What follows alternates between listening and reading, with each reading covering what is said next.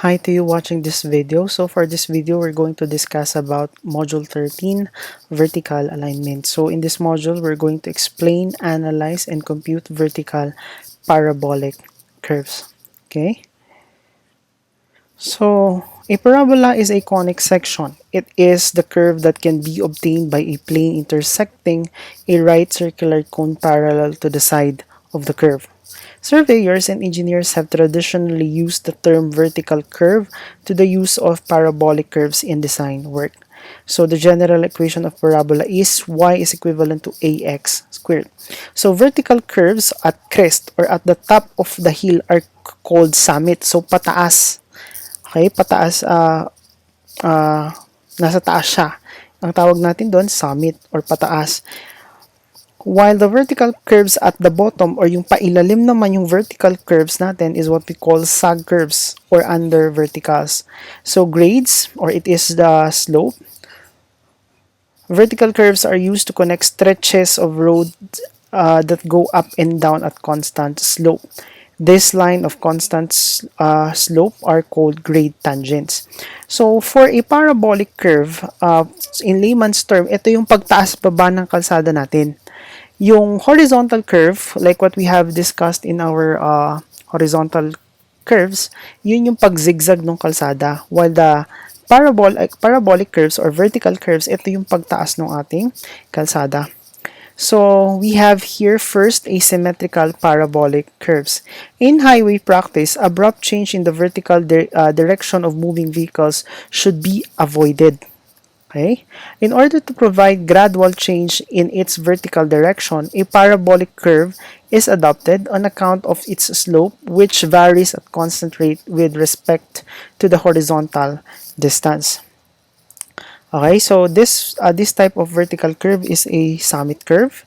Okay, so it is parabolic. So the total length, this is the total length of the curve, the vertical curve. And at the middle, you have here L over 2 and L over 2. And the middle, it can be located from half of the uh, vertical curve. Okay, and it is located at the PI or the point of intersection.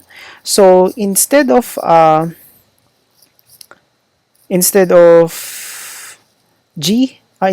T for that, isn't it that for horizontal it is tangent? This time it is G. When we say G, it is the grade. Okay? So pag pataas na ganito, it is positive. Pag pababa, it is negative. But then again, we still have the tangent naman. It's just that nilalagay na natin yung grade. Okay? Or yung slope ng tangent. Okay? So we have here the H1. We have here the A. It is the vertical distance from PC to the point of intersection of the tangents. So this is the back tangent. This is the forward tangent. So we have here S1. We have here S2. So S1 is the location of the highest point. I repeat, S1 is the location of the highest point of the vertical curve from PC, while S2 is the location of the highest point of the curve from PT. Okay? So, yeah. So, the angle here, or the deflected angle, is equivalent to G2 minus G1. Okay? H2 is the vertical distance or the difference in elevation between the highest point and your PT, while H1 is the difference in elevation between the highest point and your H or and your PC. If it is a summit naman, it would be the lowest point. Okay, while B is the difference in elevation between the PT and the point of intersection. Okay, so for this parabolic curve, we are going to use for easy solution or easy solving, we will be using the aid of a diagram or grade diagram. Okay, so properties of a vertical parabolic curves. So the vertical offset from the tangent to the curve are proportional to the squares of the distances from the point of tangent C. So the curves bisect the distance between the vertex and the midpoint of the long chord. If the algebraic difference in the rate of grade of the two slopes is positive, that is G1 minus G2, we have a summit. But if it is negative, we have a sag curve. Again, if the algebraic difference at the rate of two slopes, that is G1 minus G2, pag positive yung G1 minus G2, that is a summit curve. Pag G1 minus G2 is negative, therefore it is a sag curve. The length of the curve of a parabolic vertical curve refers to the horizontal distance from PC to PT.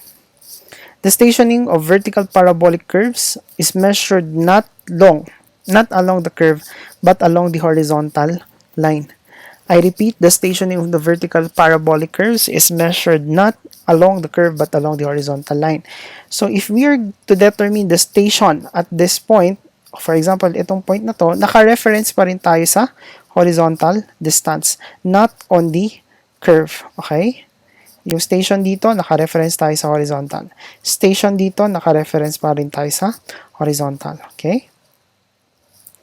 For a symmetrical parabolic curve, the number of stations to the left must be equal to the number of the stations to the right of the intersecting or intersection of the slopes of forward or backward tangents. If like this, since this is a symmetrical parabolic curve, the number of stations to the left of the PI should be equal to the number of the stations to the right of PI, because again, it is symmetric. The slope of the parabola varies uniformly along the curve, as shown by differentiating the equation of the parabolic curve. Y is equivalent to kx squared. Now, the derivative of y with respect to dx is equivalent to 2kx, and the second derivative of y with respect to dx squared is equivalent to k. And this is the rate of change of grade, or it is the slope. And r is equivalent to g1 minus g2 over L. The maximum offset, h, is equivalent to 1/8 of the product of the algebraic difference between the two grades and the length of the curve. So h therefore is equivalent to 1/8 over L, g1 minus g2. Ano ba yung sinatawag nating h? What is that h? Let's go back to the diagram. Ito yung h natin. Okay?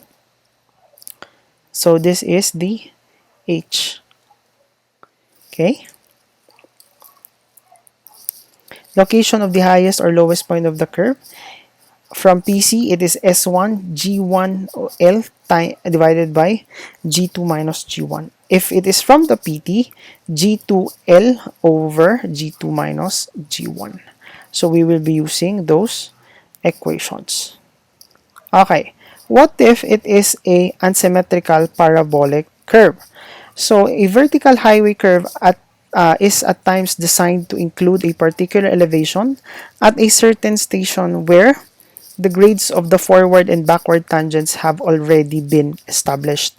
It is therefore necessary to use a curve with an equal tangents, or a compound curve, which usually called unsymmetrical. So for the horizontal curve, meron tayong dalawang simple curve na pinagsama, naging compound yon. But for a vertical curves naman, for the vertical curves, we have here what we call the unsymmetrical parabolic curve. Okay? Or asymmetrical parabolic curve, where one parabola extends from the PC to obtain directly below the vertex, and a second parabola which extends to the point from this point to PI in order to make the entire curve smooth and continuous. The two parabolas are so constructed so that they will have a common tangent at the point where they joined, that is a point directly below the vertex. L1, the length of the parabola to the left of the vertex. L2 is the length of the parabola to the right of the vertex. Wala tayong illustration here. But actually, almost same lang yung itsura. So, going back to that figure, we have here. Okay. L1 to the left of the vertex, L2 to the right of the vertex. Okay, since they are no longer symmetric.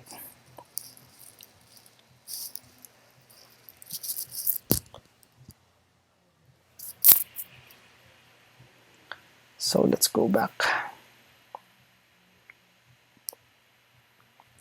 Okay, so h1 is equivalent to h over 4. h2 is also equivalent to h over 4. h is equivalent to g1 minus g2 times the length of 2 divided by 2 times L1 plus L2. L1 is equivalent to 2h of L2 minus divided by L2 g1 minus g2 minus 2h. The square property of a parabola, ito yung ina-explain sa properties kanina sa taas. So y1 is equivalent to x1 squared is equivalent to h over L1 squared. While y2 is equivalent to x2 squared is equivalent y squared rather, divided by x2 squared is equivalent to h over L2 squared. Ano ba yan? Let's try to go back.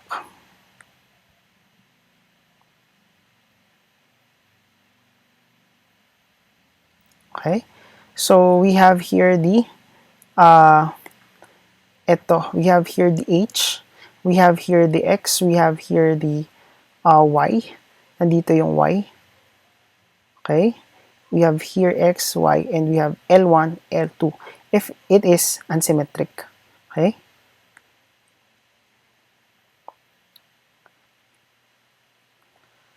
okay, so balikan lang natin. Please bear with me. Okay, so the location of the highest or lowest point of the curve. So from PC, when L1, G1,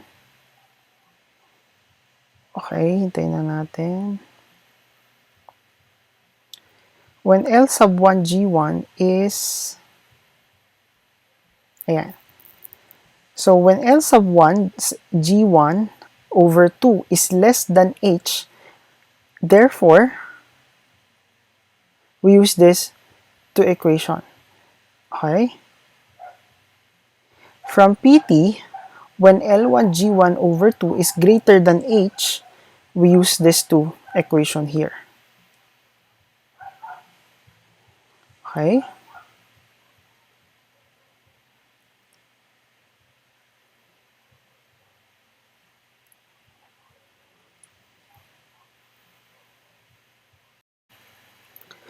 We can now proceed with our illustrative problems here. Okay? Okay, so we have here problem number 1. The parabolic curve has a descending grade of negative 8%, which means an ascending grade of 0.4% at station 10 plus 0.20. The maximum allowable change of grade per 20 meter station is 0.15. Elevation at station 10 plus 0.20 is 240.6 meters. So compute the length of the curve. Okay. So we do not need to draw first our curve here, but let us try to draw na. Okay? So according here, the first grade is negative 0.8. Ibig sabihin, descending siya. Though sinabi naman dito that it is already descending. Okay? So this is negative 0.8. So negative 0.8%. And it has an ascending grade of 4% or negative 0.4%. Okay? So, yan. We have an ascending of 0.4%. Now, at station 10, 10 plus 0.20 ay nasa point of intersection. So, ibig sabihin, nandito siya. We have here station. So, station 10 plus 0.20 with an elevation of 240.6 meters. Okay? So, if we are to draw our curve, let's say, drawing na natin yung ating curve, more or less, it would look like this. Okay? So,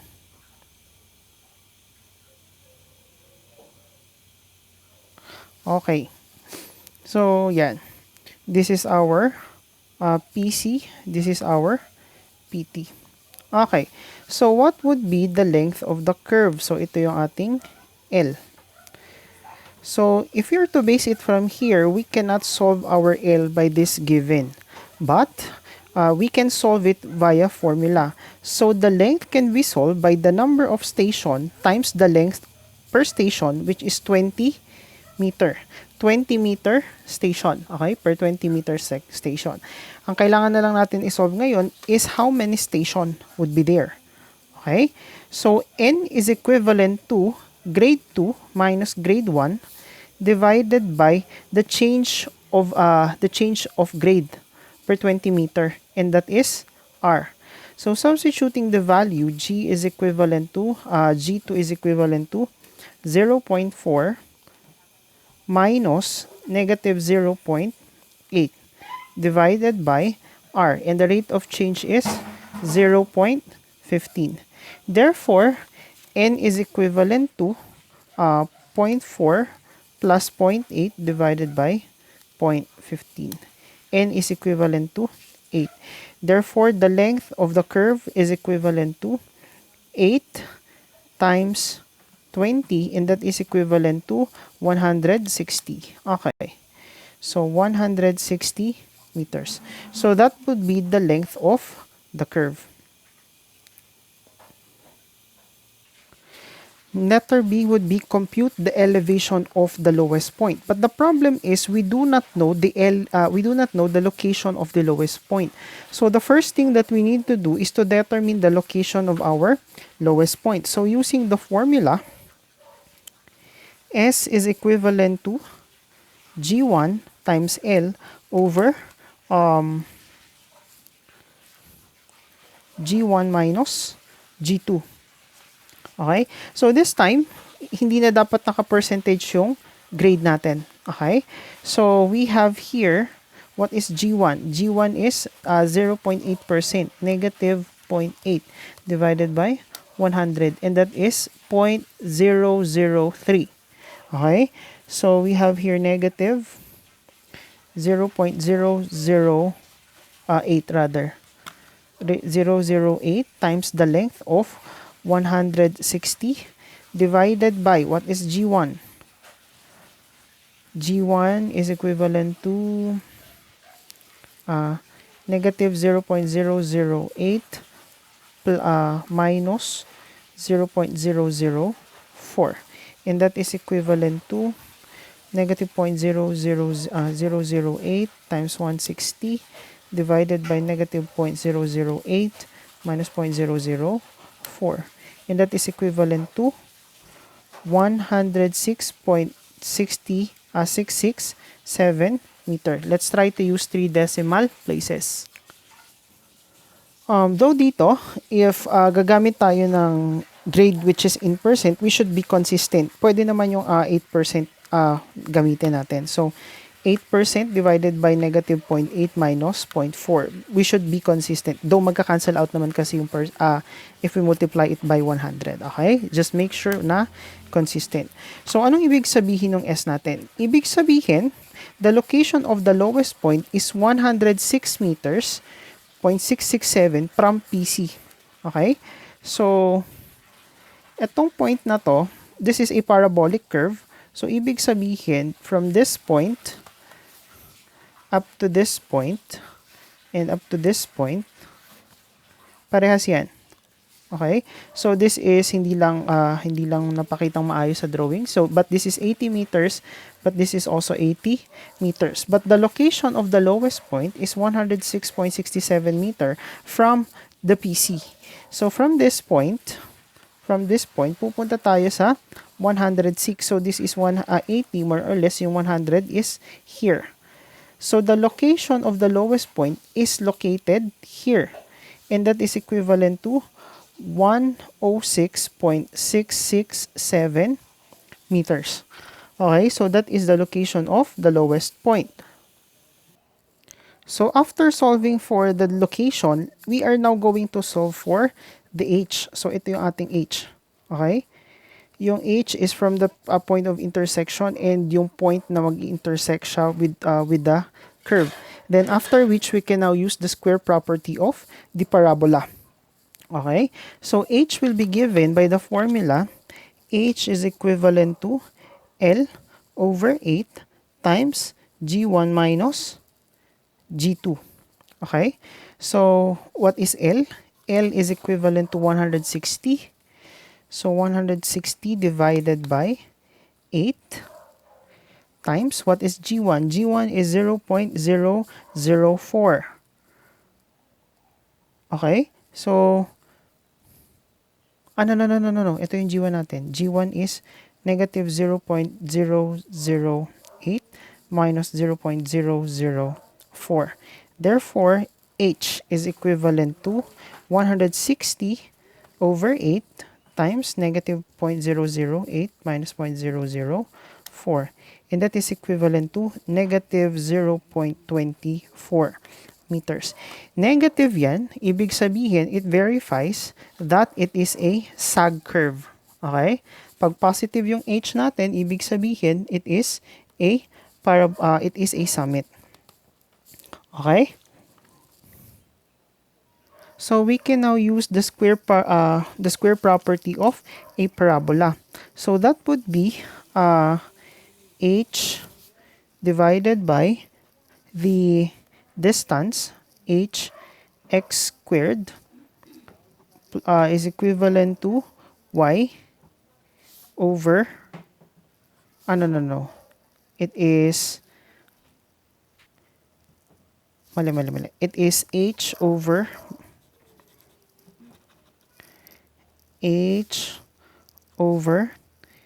L over 2 is equivalent to y, and that would be S. Okay? So, ano yung H natin? Our H is 0.24.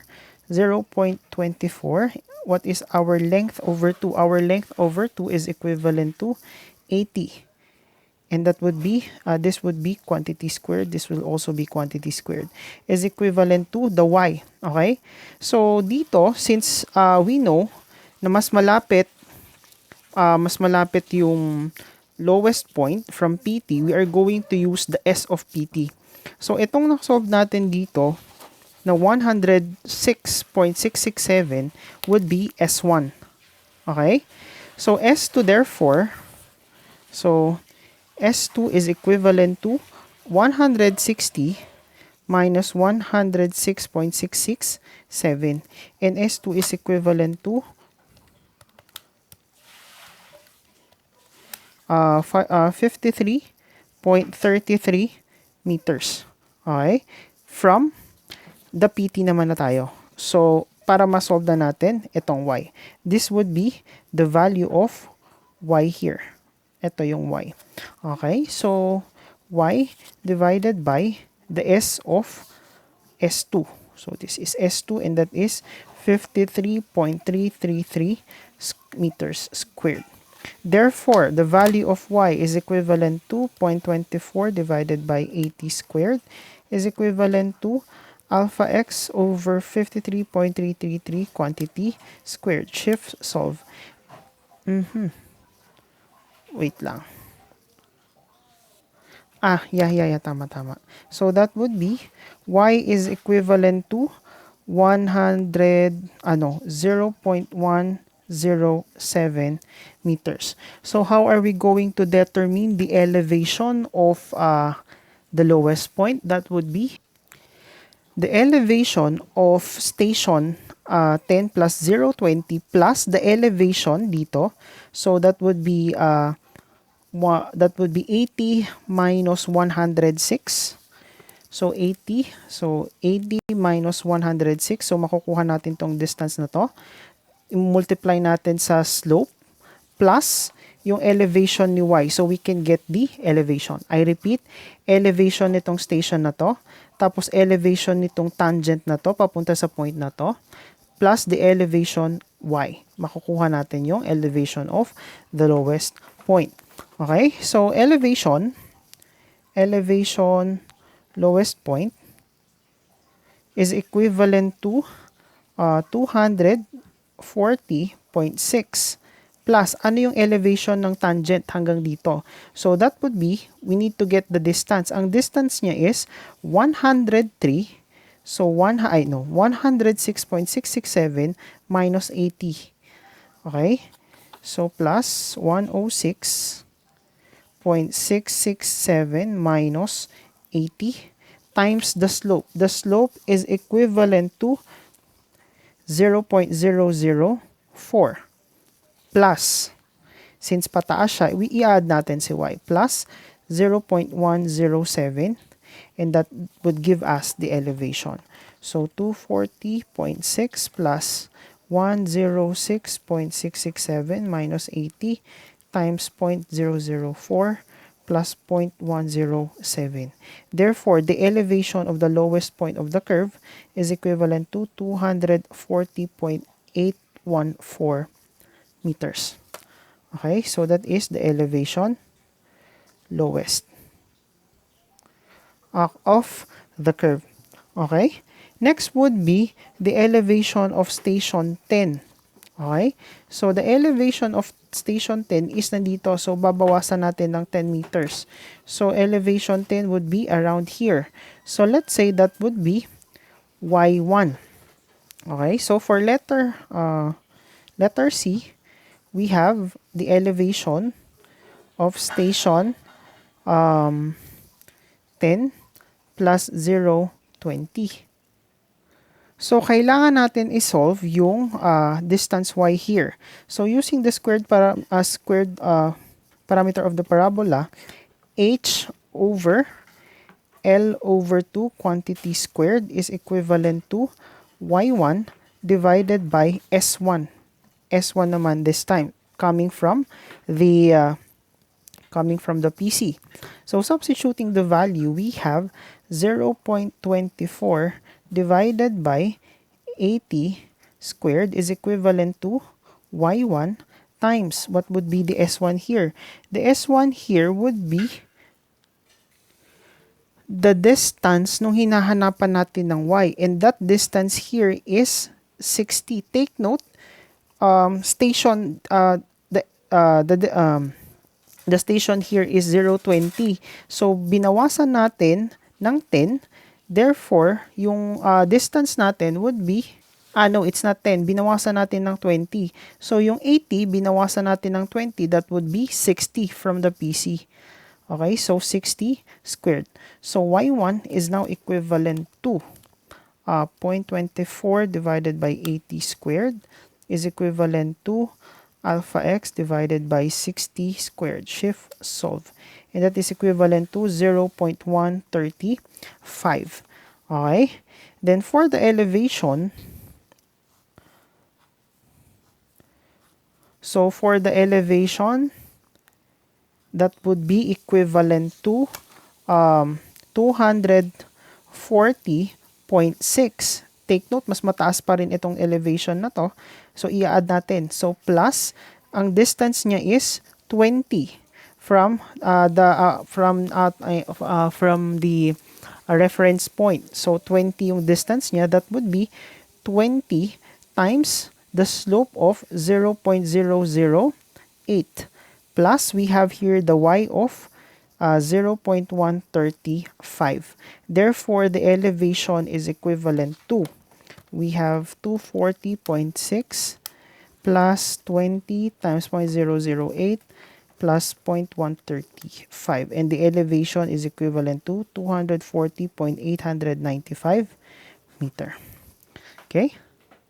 Okay, so we have here number 2. A vertical summit parabolic curve has a vertical offset of 0.375 from the curve to the grade tangent at station 10 plus 0.50. The curve has a slope of 4% and negative 2%. So 4%, 2%. So it is a summit curve. Grades intersecting at PI. Okay, so the offset distance of the curve at PI is equivalent to 1.5 meter of the stationing of the PC. If the stationing of the PC is 10 plus 0, 0, 0. So first, we need to draw our summit curve. So, ang vertical natin, we have 4%. So, we have here 4% and we have here negative 2%. Okay, so assuming this is our grade, so let us try to draw our vertical curve. So, this is how it's going to look like. So, 4% and negative 2%. Okay. The stationing at the PC is 10 plus 0, 0, 0. Now, according to the station, according to the problem, at station 050, so we assume, no, station 050, so let's say ito yung station 50 natin, we have here 10 plus 050, we have an offset of, yan, so we have an offset of 0.375. And yung offset daw sa PI natin, this is our point of intersection, is equivalent to 1.5 meter rather. Okay, so this is 1.5 meters. Okay, so yan. So these are the given. So letter A, compute the required length of the curve. Okay, so we are to determine the length of the curve. So we can determine the length of the curve using the squared parameter of the parabola or squared property of the parabola. So that would be equivalent to h divided by L over 2 quantity squared is equivalent to y divided by the s quantity squared. So yung h natin is from the point of p or is from the pi. Yung y natin, we have here an offset and it has a distance of 50 because that is 0, 50 and that is 0, 0. So the difference would be 50. So we can solve for the value of L. So substituting the value, we have here 1.5 divided by L over 2 quantity squared is equivalent to the value of y, 0.375 divided by what is the s. The s here is equivalent to 50. So 50 quantity squared. So L therefore is equivalent to 1.5 divided by alpha x divided by 2 raised to the second power is equivalent to 0.375 over 50 squared. So shift solve. Okay, so L therefore is equivalent to 200. So our assumption of the station 10 plus 050 is correct because our L here is 200. So ibig sabihin, the total length here is 200. And this from this point to the PT or the PC, it is equivalent to 100 meters. Okay? Next would be the compute the horizontal distance of the vertical curve turning point from the point of intersection of the grade. Okay? So, turning point, ibig sabihin yung highest point. Yung location, the difference between the location of the highest point, either here or here, with respect to the point of intersection. So, the first thing that we need to do is to determine the location. So, for letter B, we have S is equivalent to G1 L over G1 then minus G2. So this would be S1. So pwede rin naman na G2 divided by G2 times L over G2 minus G1. So makukuha nating value would be from PT naman. PT towards the direction of the direction going left. But since we are using S1, which is G1L times divided by G1 minus G2, that is from PC to the right. Okay? So, we will be having, what is G1? 0.004. Oh, no. 4%, 4 divided by 100, 0.04. So 0.04 times the length of 200 divided by G1, 0.04 minus G2, 0.02, and that is now positive. So S1 is equivalent to, what is S1? 0.04 times 200 divided 0.04 plus 0.02. And that is equivalent to 133.33. Okay, what if i-try natin si S2? Okay, so for S2, S2 is equivalent to 0.002. 0.02 rather. So 0.02 times 200 divided by negative 0. This is also negative, divided by negative 0.02 minus 0.04. Therefore, S2 is equivalent to negative 0.02 times 200, negative 0.02 minus 0.04. And that is 0. That is 66.667 meters. Now, take note, the length of the curve is 200. So, 200 minus 133.333 is equivalent to 66.667. So, either which will give you the same answer. S1 with respect to PC, while S2 is with respect to PT. Okay? Now, we can now solve for let's say it is X. So, ibig sabihin, lagpas. Yung location ng highest point is here. Let's say this is X. Okay? So, X therefore, X is equivalent to S1 minus L over 2. And that is equivalent to 133.333 minus 80. Because, minus 100. Okay? Mali. Minus, take note, half is 100. Therefore, X is equivalent to 33.333 meters. Okay? Lastly, we need to solve the elevation of the highest point. So, ano yung elevation ng highest point natin? So, we need to solve here the offset. Yung offset, let's say that is Y.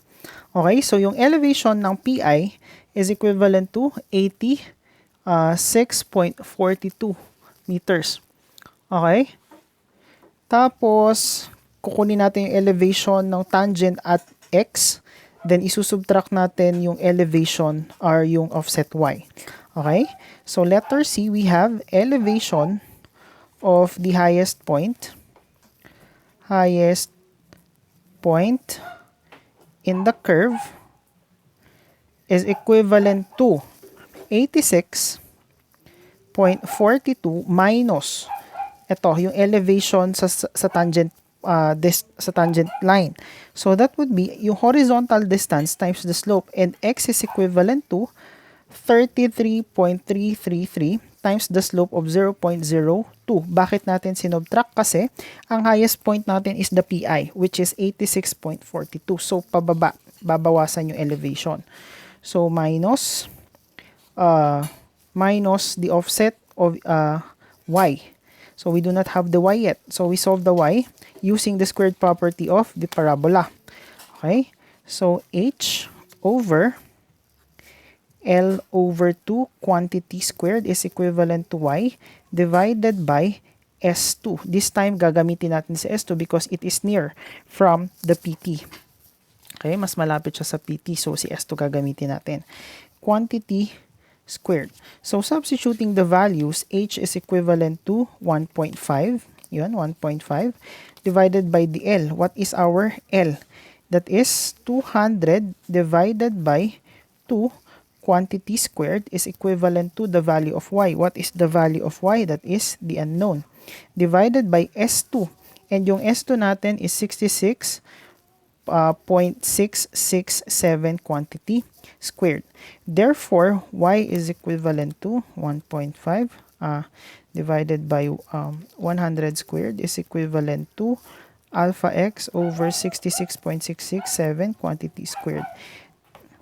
Okay, so shift solve. Therefore, the value of x or the y is equivalent to 0.667 meters. So we subtract the value of y minus 0.667 is equivalent to. So the elevation now is equivalent to 86.42 minus 33.333 times 0.02 minus 0.667, and that is equivalent to 85.086 meters. That is the elevation of the highest point of on the curve. Okay, so for number 3, we have here a grade of negative 4% intersects at a grade of 3%. So, pababa siya. Therefore, it is a sag curve. So, at station 11 plus 488. So, that would be the station of the PI. Of elevation, 20.8 meters.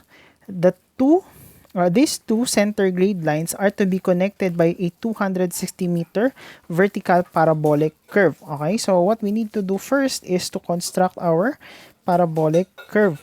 So this is negative 4.2 and this is positive 3.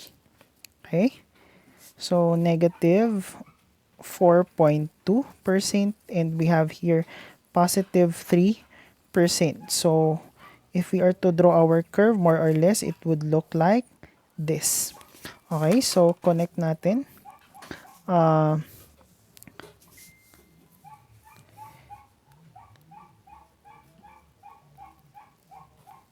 Okay. Okay, so dito lang. We cut our length of curve there. So according to the problem, it is equivalent to, or the length is equivalent to 260. So 260 meters vertical parabolic curve. Okay, so assume natin this is a smooth vertical parabolic curve. Okay, yan. Next is the PI is station 11. So station 11 plus 488.00. So and the elevation is also equivalent to 20.80 meters. Okay? So letter A, at what station is the cross drainage pipe be situated? Okay? So ibig sabihin, mayroon tayong cross drainage. When we say cross drainage, ito yung drainage, okay? So it is expected to be placed at the lowest elevation. Okay, so it is to be located at the lowest elevation. Like what we have said in our contour, yung lowest elevation, doon magpo-flow naturally pababa yung water due to gravity. So we need to locate the lowest point on the curve. Okay, so we can use the equation for letter A. S1 is equivalent to G1 L divided by G1 minus G2. So substituting the values, we have G1 negative 4.2 times the length of 260 divided by G1 negative 4.2 minus 3. S1 therefore is equivalent to, we have it here, negative 4.2 times 260 negative 4.2 minus 3, and that is equivalent to 151.667 meter from the PC. So this is your PC, this is your PT. Okay, so we already have our lowest point from there. There is another way of solving for the S actually. If you can check your modules, you have there what you call the grade diagram. Okay, so for the grade diagram, Diagram lang siya. Okay, so this is 0. This one here is 0. This is with respect to the 0 elevation. Okay, so itong gitna na to, this is distance 130 from both ends. Okay, so this is 130 meters. Okay, now how are we going to determine the S1? So let's say ito si S1, assuming we do not know yet our S1. So this would be S1. Okay, now what we're going to do here is project yung S1 dito sa diagram natin. Then, i-plot natin yung ating slope. Yung slope natin dito is negative 4.2%. Or if we are to convert that into decimal, negative 4.2 divided by 100, that is equivalent to negative 0.042. So if this is 0, yung negative nandito. Now, this is positive, that would be 0.03. Okay, so nandito naman siya. Then, ipag-connect natin silang dalawa. So, if we are to connect them dalawa, kung saan tatama yung 0, sa ating curve, yun yung magiging distance S natin. Okay, so medyo nasobrahan lang yung assumption natin kanina. But this is how it should work, no? Kung saan tumama yung 0 between these two lines, if we are to connect the elevation, negative 0.042 and 0.03. Kung saan tatama sa 0 line, that would be the distance S1. Okay? So, then, ganon. Let's try to project naman. Ayan. I-project natin si 0.03. Okay? So, if this is 0.042, this one is 0.043. Okay? So, S1 is to 0.042. So, S1 horizontal is to vertical. So, ang horizontal is S1, ang vertical niya is negative 0.042. While we have here the 260. Yung 260 na horizontal, ang vertical niya is itong dalawa. Okay? So, that would be negative 0.042 minus 0.03. Or pwede naman ito ang i-project mo sa taas. If that would be the case, pwedeng mangyari na pag ganito naman. So, this is 0.042. So, 0.042, 0.03. Then, S1 is equivalent to, so, alpha x over negative 0.042 is equivalent to 260 over negative 0.042 minus 0.03. Shift, solve. So, parehas yung ating sagot. So, 151.667. So, whichever is convenient for you to use, then so be it. No? It's either the formula or the grade diagram method. Okay? So, at what station is the cross drainage pipe be situated? So, if we are to do that, we have here the station PVI. Now, take note, bakit sir hindi natin binibase sa PC? Kasi yung sa horizontal curve, di ba, PC tayo tapos length of the curve. Now, for the vertical, that would be a different case. Why? We are going to base our stationing on the horizontal. This is not a horizontal line. So, yung stationing natin are horizontal. So, kung yung horizontal ay yung binigay sa ating station is the PI, okay na yon because that is on the horizontal manner or orientation. Okay? So, kailangan na lang nating alamin what would be the distance of the lowest point with respect to the PI. And let's say this is X. Okay? So, what would be the distance of X? So, for letter B, X is equivalent to 151 So 151.667 minus 130. Therefore, x is equivalent to 21.667 meters. So for the station x, that is equivalent to 11 plus 488 plus 21.667. Okay? Therefore, we have here station x is equivalent to 11 plus 488 plus 21.667. That is equivalent to 509.667. And that is the location where your cross drainage pipe will be situated. Okay? Na, no, that is still letter A pala. Okay? So letter B, if the overall outside dimension of the reinforced concrete pipe is to be installed is 95 cm. Okay? So, ito yung ano natin. Ito yung pipe.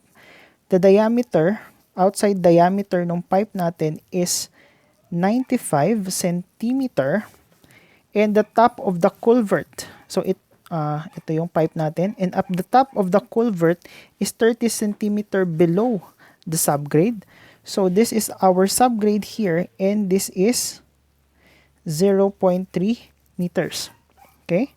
So what will be the invert elevation at the center? So this is your invert. Okay? So ano yung magiging elevation? So if we are to draw that, for example, ito yung ating lowest point kanina. This is the lowest point, and at the from the subgrade you have a difference of 0.3 meters. Then from there, doon na ilalagay yung ating invert. Okay? And it has an outside diameter of 0.95 meters. Okay? This time, try naman natin yung different approach. So kung kanina, nagsosolve tayo ng h, then kinukuha natin yung elevation sa tangent, then ina-add natin yung y. This time, let's try to have a different approach. Okay? So i-determine natin yung elevation or the difference in elevation between the PC and the PI, tapos yung PC and yung lowest point. Then yung difference nila would be the elevation at A. Okay? Or at X, sabihin na natin. Okay? So the vertical difference between PC and PI, so PC and PI, that sabihin natin that would be A. So A is equivalent to the difference in elevation between PC and PI is equivalent to, ang PC natin is 130. Of course, the distance is 130. Ayan, 130. So 130 times the slope. The slope is 4.2%. Okay? So 0.042 minus yung PI natin, yan na yun. Okay? So the difference in elevation between PC and PI. So that the distance between them is 130 times the slope. Yun na yung magiging difference in elevation between them. Okay? So A is equivalent to 130 times 0.042. So that is equivalent to 5.46 meters. Okay? Now, for the difference in elevation, between your PC, okay, your PC and the lowest point, which is X, is equivalent to 1/2 of S1 times the slope of times of 1, okay, or G1. So that is equivalent to 1/2 times what is S1? 151.667 times 0.042. And that is equivalent to 0.5 times 151.667 times 0.042. 2. Okay? And that is equivalent to 3.185 meters. Okay? Now, to get the elevation of this point, we have here the elevation 20. Idadagdag natin sa elevation ng PC. So, dito na tayo naka-reference sa PC. Tapos, isusubtract natin si elevation ng A1 para makuha natin dito. Okay? So, elevation of X is equivalent to 20.80 meters. So, 20.80 meters. Idadagdag natin si A1 sa difference ni PC and PI. So, magre-reference na tayo dito. Plus 5.46 meters. So, nandito na tayo. Then, this time, isusubtract natin yung difference in elevation between PC and the lowest point in the curve. And that is equivalent to 3.185. So, minus 3.185 meters. Therefore, the elevation of X is equivalent to, so 20.8 plus 5.46 minus 3.185. That is equivalent to 23.075 meters. Okay? But we are not yet done. So, we need to determine what would be the elevation of the invert. Okay? So, what would be the elevation of the invert here? So, this is your culvert. What would be the elevation of the invert? Okay? So, that would be elevation of invert is equivalent to 23.075 meters. But according to the problem, what will be the invert elevation at the center? So, yun. Tama. Ito. Elevation at the center. Okay? So, don't get confused. Hindi kasi sinabing center of the culvert. So, pag sinabing center of the culvert, ito yon. Okay? But sinabing invert, dito yon. Okay? So, 23.05 minus yung the distance between the subgrade and the top of the culvert. That is 0.3 minus the dimension, outer diameter of the culvert, which is 0.95 meters. Therefore, the elevation of the invert is equivalent to 23.075 minus 0.3 minus 0.95. And that is equivalent to 21.825 meters. Okay? Okay, so we have here problem number 4. A grade line, AB having a slope of 5%, intersect another grade line, BC having a slope of negative 3%. The elevation of points A, B, and C are 95, 100 meters, and 97 meters, respectively. Determine the elevation of the summit of the 100-meter parabolic vertical curve to connect the grade lines. Okay?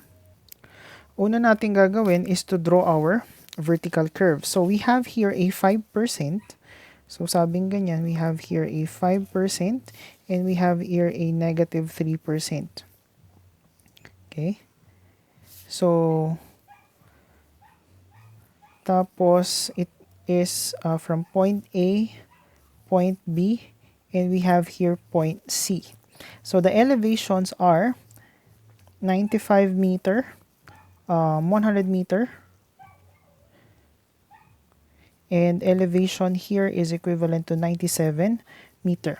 We have here 5% slope and we have here negative 3% slope. Okay, so let's check if dito ba sa points na to mag-i-start yung ating curve. Okay? Okay, so from the given, we have 95% and we also have here the 95%, 95 meter and 100 meter elevation. So let's determine the horizontal distance between A and B. Kasi A, B, and C. Kasi according to the problem, our parabolic vertical curve is only 100 meter. Okay? So the horizontal distance between A to B is equivalent to horizontal distance between A to B is equivalent to, from A to B is equivalent to the difference in their elevation. So that would be 100 meter minus 95 meter times the slope 0.05.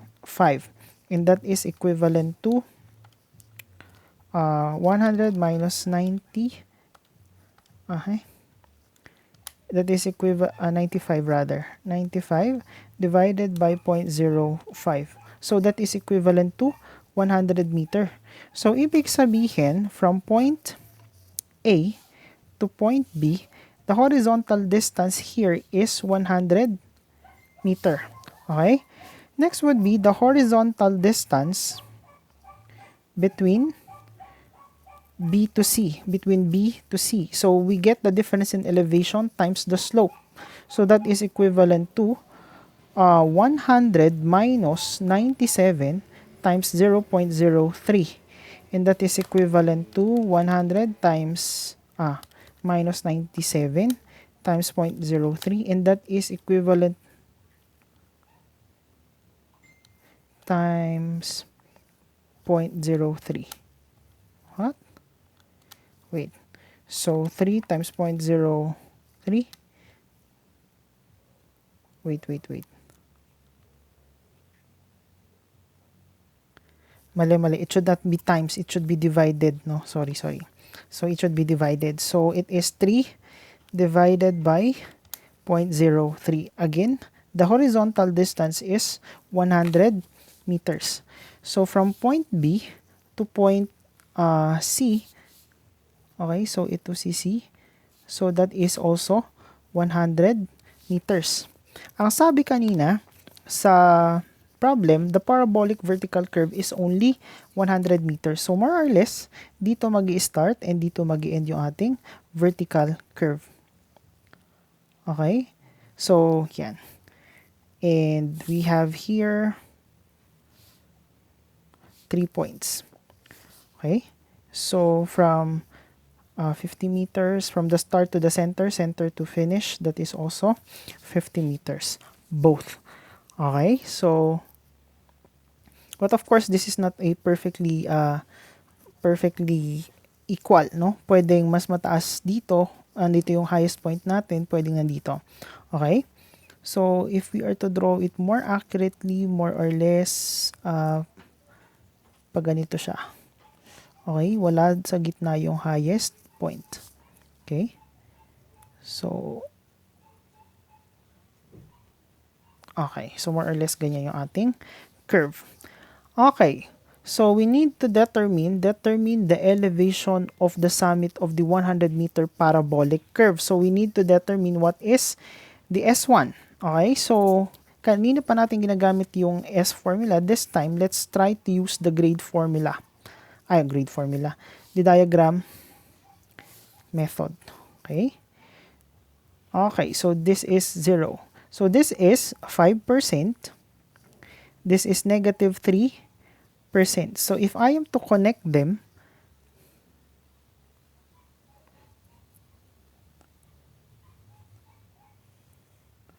nandito yung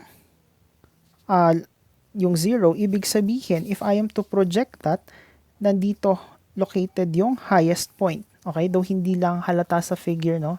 It should be on this location. So, nandyan yung highest point natin.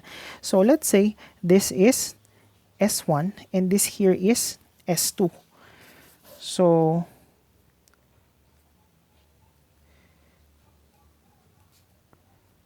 okay, so ito yung S1, ito yung ating S2.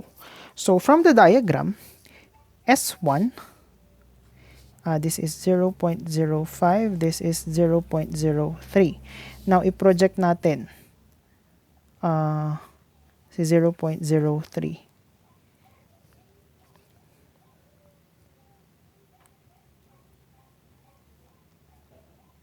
Okay, so this is another 0.03 on top of 0.05.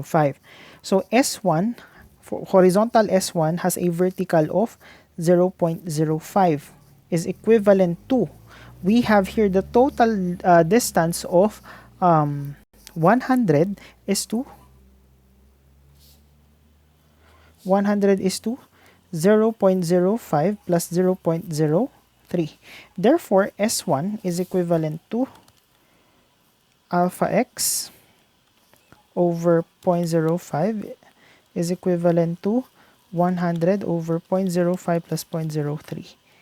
And that is equivalent to 62.5 meters. Okay?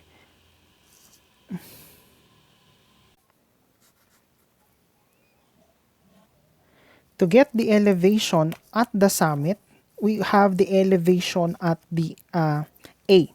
Take note, A is not our PC here. Our PC is located here and our PT is also located here. So again, pwede natin gamitin yung H, then we can use the squared property of the parabola. But let's try again the different method or the second method. So wherein we're going to use the elevation of A here. Okay? So for the elevation of S or X, let's say this is the summit here, there, point X. So for the elevation of X, we have here the elevation of A that is 95 meters. So what would be the elevation of the PC? So for the elevation of the PC, take note, it has a horizontal distance of 50 meters. Tama? Because from A to B, it is 100. But the half of the the vertical curve is 50. So matitira 100 minus 50 is 50.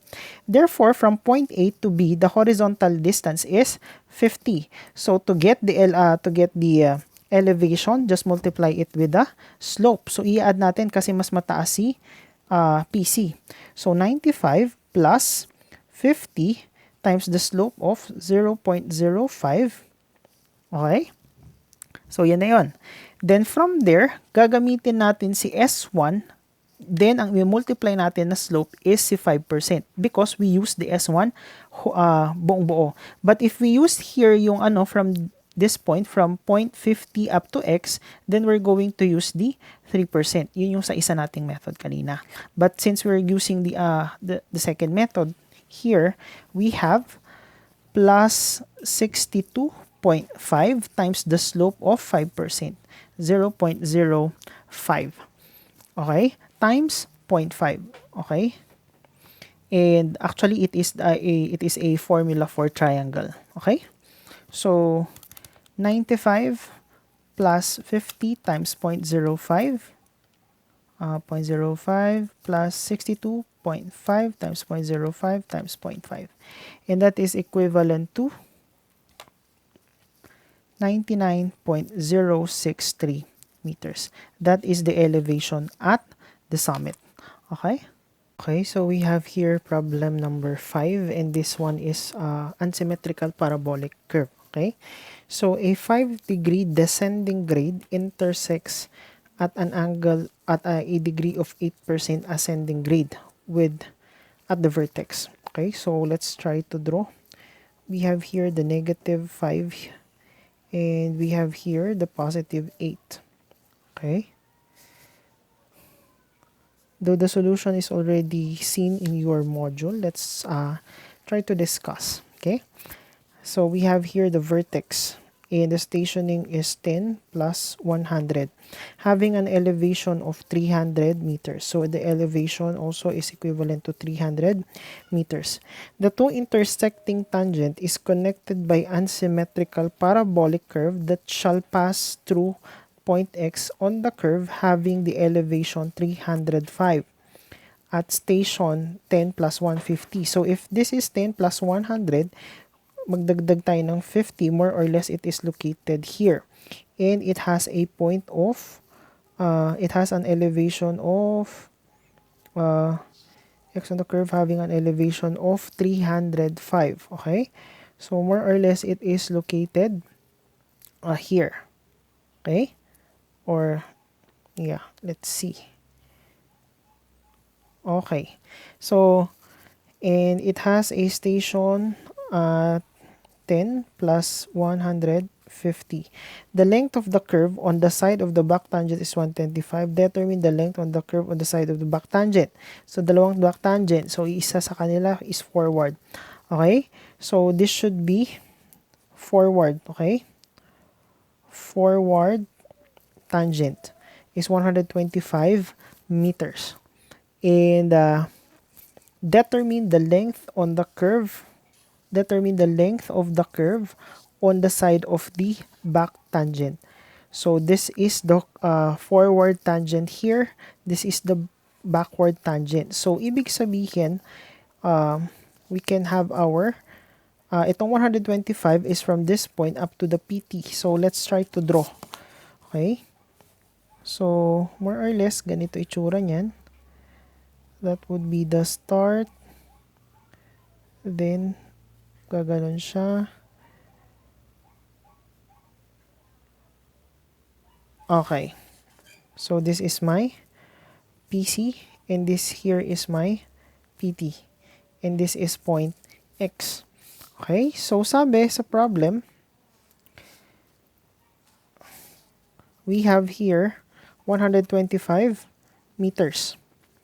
And this is equivalent to, let's say this is L2. Now from PC to PT, we have PC to the center or PC to VI, that is length 1. Okay, that is length 1. Now, so dito, meron na tayong dalawang curve. To the left of the yung curve ng back tangent and yung curve ng forward tangent natin. Okay, so here we're going to have yung H. Okay, so magkakaroon tayo dito ng H. So let's create here a tangent line that will pass through point between your H, no? And yung ating mga vertex. So kung saan mag-intersect yung ating tangent line, yun yung gagawin nating vertex 1, and we have here the vertex 2, and this one here is your vertex. And the lowest point is somehow located here. So this one is your lowest point. Okay? Okay, so masosolve natin yung L1 if we can solve for the value of H. Okay, by the way, this is negative 5%, and this one here is positive 8%. Okay, so using the square property of a parabola, but wala tayong i-equate sa H. Pero take note, we are given here yung X point, and ang elevation ng X point natin is ano ba yung given na elevation niya? It is 305. Okay? So that is 305.097. So we just need to get here, let's say that is yx. We just need to get the yx. So to get the yx is equivalent to the elevation of x minus the elevation of x prime. So sabihin natin, this point here would be x prime. Okay? So how are we going to get the elevation of x prime? Okay, so idiretso na natin, substitute natin. We have here 305.097 minus the horizontal distance between the V and your station 10 plus 150 is 50. So that would be the horizontal distance of 50 times the slope of 0.08. Okay? So we will now have our yx.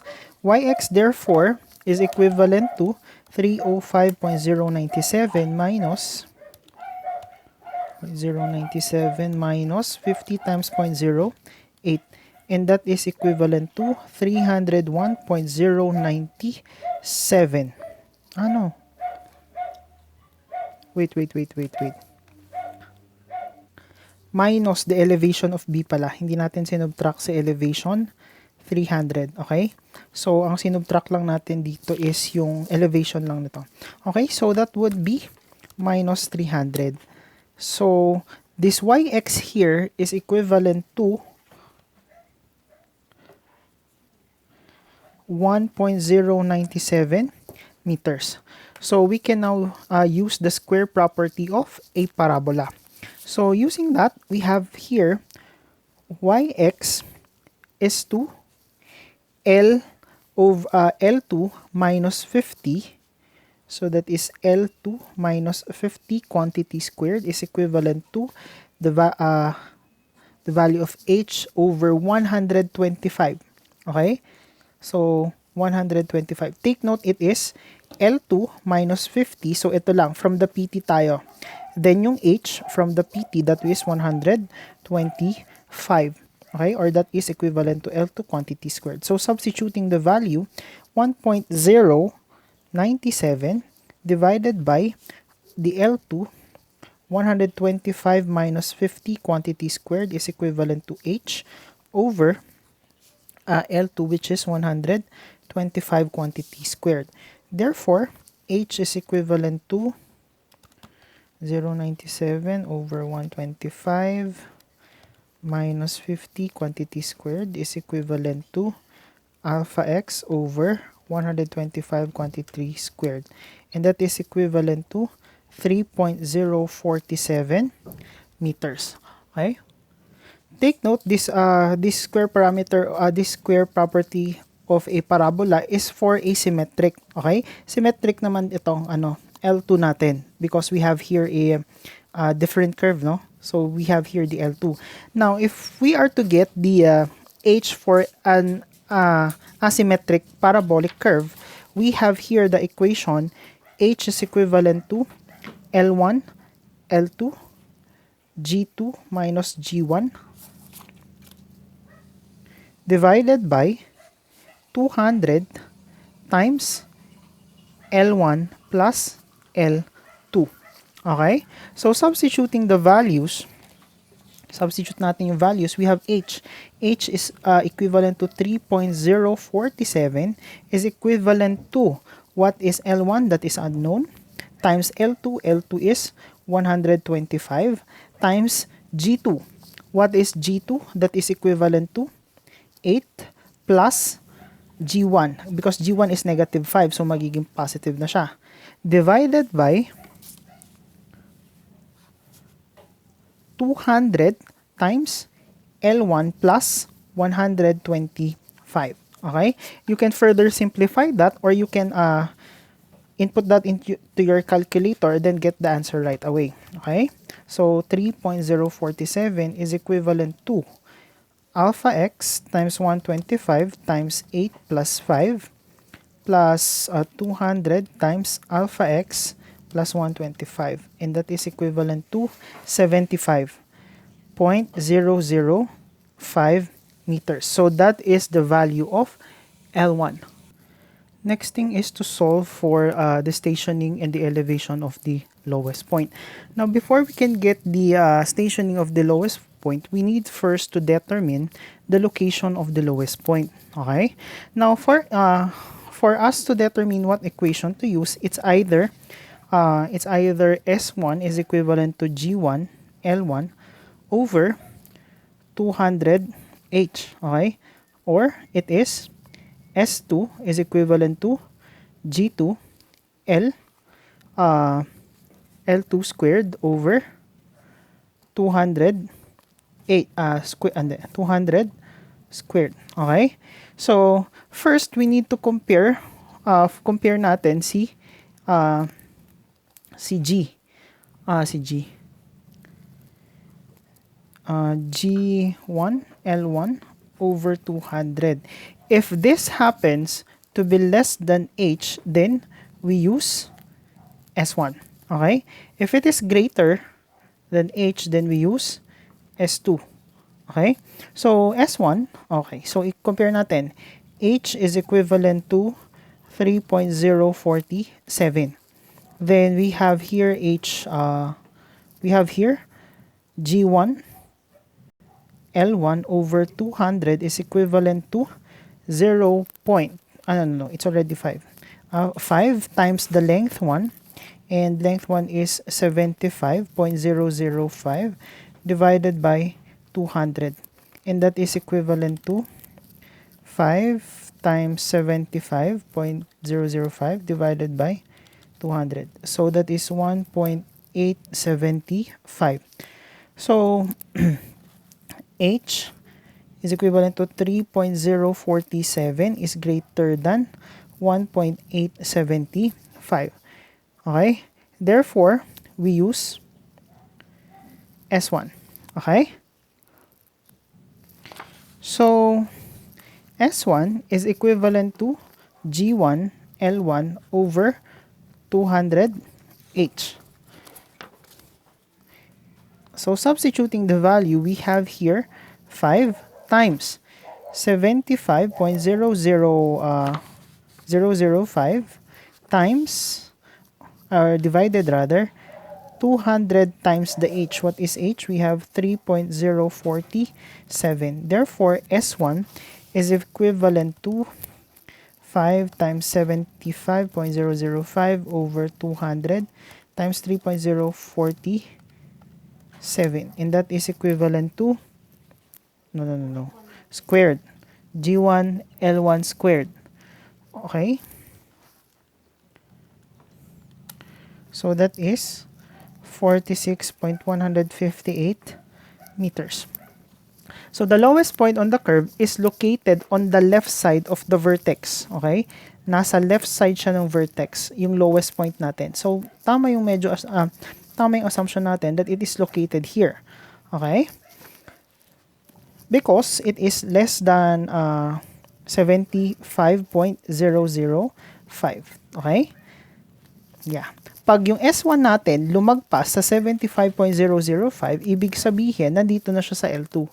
Okay? So, mali yung na-solve natin. Let's try to check, no? Gamitin natin si S2.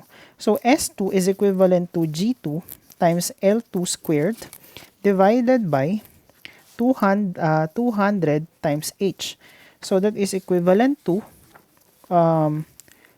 what is G2? We have 8 times L2. We have 125 squared divided by 200 times 3.047. And that is equivalent to 8 times 125 squared, 200 times 3.047. So that is 205.119.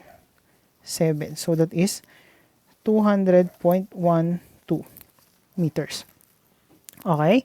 So, L1 which is greater. Okay? Bakit? L2 is greater than the combined length. Bakit? Bakit siya mali? Because 125 plus, what's this? L1 is 75.005 is equivalent to 200. Wait. 75. This is 75. Okay? 0.005. This is 205. Okay? Mas malaki yung S2. And take note, yung total length lang ng curve natin is 200.005. Therefore, S2 is erroneous. So, the correct answer is the lowest point is located at S1. So for the stationing of the lowest point, or station LP, it is equivalent to the stationing of the vertex minus L1 minus S1. Okay? So stationing of the vertex minus L1 plus, minus L1 minus S1. So, yung L1, subtract natin si S1. Tapos, sinubtract natin sa V. Okay? So, this is equivalent to what is the stationing of the V. So, that is 10 plus 100. Now, what is L1? L1 is 75. So, minus 75.005 minus S1. So, isusubtract natin si S1. That would be 46.158. Okay? So, station of LP is equivalent to 100 minus 75.005 minus 46.158. That is equivalent to 10 plus 071.153. So that is the stationing of the lowest point. Okay. Lastly would be the elevation of the lowest point. So the elevation of this. So for the elevation of the lowest point, it would be the elevation of V. Hindi ba kita? It would be the elevation of V plus the elevation here on the tangent plus, let's say this is YZ. Okay? So Y or YLP na lang. Y of the lowest P. So we need first to solve for YLP. I repeat, for the elevation of the lowest point, it is V plus the elevation on the tangent plus the elevation plus the YP. Okay, so we need to solve for YP first. Okay, so for YP L is to S1 squared is equivalent to H is to L1 squared. Okay, I repeat, YPL is to S1 while H is to L1. So substituting the value, we have here YPL is to S1. And what is our S1? That is 46.158 squared is equivalent to H. And our H is 3.047 divided by L1. And our L1 is equivalent to 75.005 quantity squared. So we have here alpha x divided by 46.158 squared is equivalent to 3.047 divided by 75.005 squared. Shift solve. Therefore, YPL is equivalent to 1.154 meters. Now, for the elevation of the lowest point, lowest point, it is equivalent to the station elevation of V, which is 300 plus. What is the distance here? Okay? Yung distance ni YPL and ni vertex. So that would become L1 minus S1. So what is L1? 75.005 minus S1, which is 46.158 times the slope. Ano ba yung slope natin? 0.05. Okay? Plus 1.154. Therefore, the elevation LP is equivalent to 300 plus 75.005 minus 46.158 times 0.05 plus 1.154. And that is equivalent to 302.598 meters. And that is our final answer.